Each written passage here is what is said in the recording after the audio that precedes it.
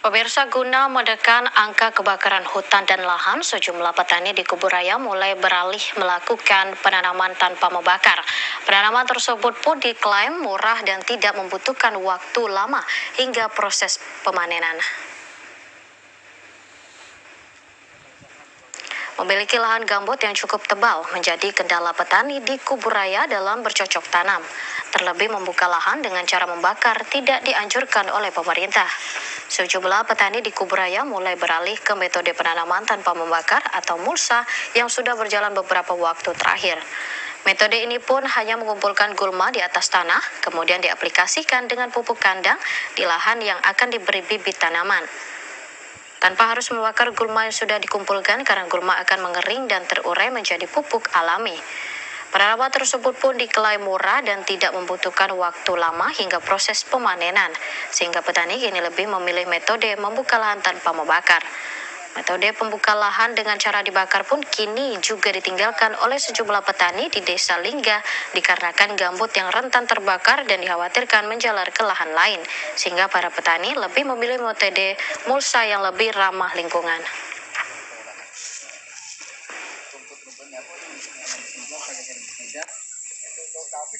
Tapi kalau yang besar seperti di sana itu nampak bisa. Alhamdulillah perbedaannya dari sisi permodalan, Mbak. Nah, dari sisi permodalan untuk membuat media tanam itu, kalau dulu saya membuat media tanam itu kan untuk membakar lahan dan untuk menyangkul, membuat bedengan. Kalau yang ini bisa menjadi kompos, lama-kelamaan bisa menjadi kompos. Dan di sisi modal ini hanya mencapai 3 juta, Mbak. Gambut sangat rentan terhadap bahaya kebakaran, sehingga dengan mengadopsi pola pertanian tanpa bakar ini seminimal mungkin atau bisa mencegah terjadinya kebakaran yang cukup meluas ketika di waktu atau di kala musim tidak turun hujan. Penanaman tanpa membakar ini pun diharapkan dapat terus diadopsi oleh petani di Kalimantan Barat, sehingga tidak ada lagi kabut asap kebakaran hutan dan lahan, serta kerugian di berbagai bidang akibat karhutlah. Besar metode yang kita lakukan perbandingan yang kita lakukan, metode program udara bersih Indonesia menunjukkan hasil yang lebih baik daripada metode konvensional atau metode yang biasa dilakukan oleh petani.